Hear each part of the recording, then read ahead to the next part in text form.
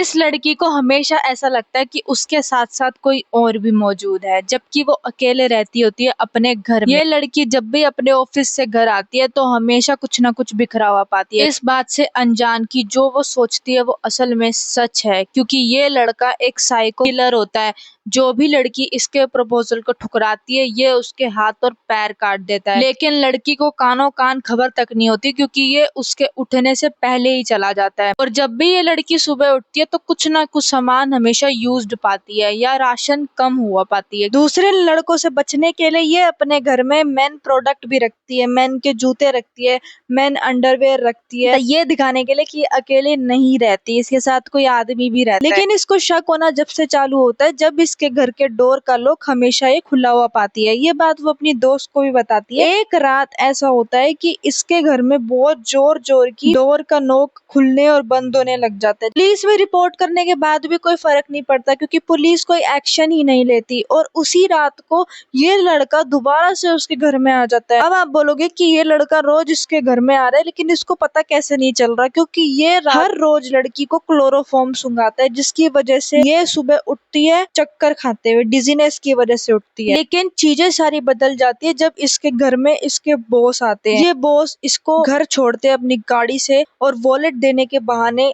इसके घर में घुस जाते हैं। ये अपने बॉस को कल्प्रिट समझते हुए पुलिस को ले आती है। यहाँ पर माजरा कुछ और ही था, क्योंकि जिस बॉस पर ये शक कर रही थी असल में उसी बॉस का इसके घर में मर्डर हो जाता है, और पुलिस भी सबसे पहले शक इसी पर करती है। घर आने के बाद ये सारी चीजें अपने गार्ड से डिस्कस करती है और उसे सीसीटीवी कैमरे की फुटेज मांगती है। एक बंदे पे शक होता है और उसका पीछा करते करते ये उस कल्प्रिट के घर तक पहुंच जाती है, जो इसके घर में रोज रात में आता है। वहाँ पर ये इतना ज्यादा डर जाती है क्योंकि एक लड़की की बॉडी वहाँ पर होती है जिसके पैर कटे हुए होते हैं। लड़की जैसे तैसे करके वहाँ से भाग जाती है, लेकिन अभी तो ये सिलसिला शुरू हुआ, क्योंकि ये कल्प्रिट उसको जैसे तैसे करके पकड़ ही लेता है। वो बात अलग है कि लड़की उस कल्प्रिट की शक्ल नहीं देख पाती, लेकिन इसकी दोस्त उसी टाइम पर आ जाती है और इसको बचा लेती है। कि तभी वहाँ से पुलिस की गाड़ी भी जा रही होती है, जिस वजह से ये दोनों लड़कियां बच जाती हैं। डर के चलते ये अपना फ्लैट भी चेंज कर लेती है और दूसरी जगह शिफ्ट हो जाती है। कि तभी इसको एक दिन वीडियो कॉल आती है अपनी दोस्त की तरफ से, और उसके घर में ये कल्प्रिट मौजूद होता है। ये लड़की बहुत कोशिश करती है उसको बचाने के लिए वीडियो कॉल से, पर वो उसकी एक भी नहीं सुनती। कि तभी ये भागे भागे उसके घर पे जाते हैं, लेकिन तब तक थोड़ी सी देर हो चुकी होती है। इतनी देर में ये लड़का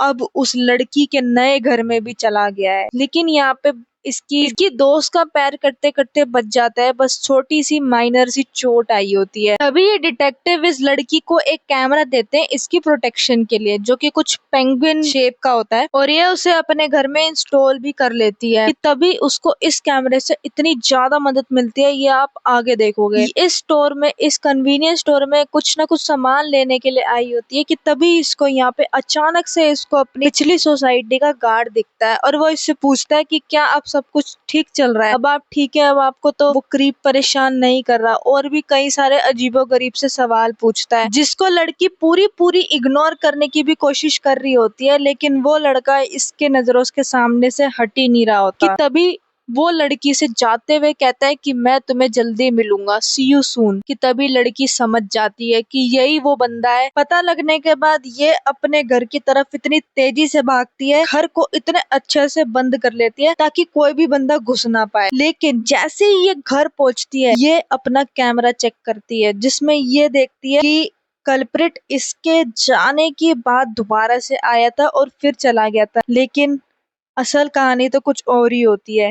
ये बंदा और कहीं नहीं, इसके घर आने से पहले ही आ चुका था, और अपना चेहरा वगैरह भी सब कुछ दिखाता है इसके कैमरे में, और वो बंदा और कहीं नहीं इसी के बेड के नीचे छुप जाता है, जिसको देख कर ये बहुत ही ज्यादा डर जाती है।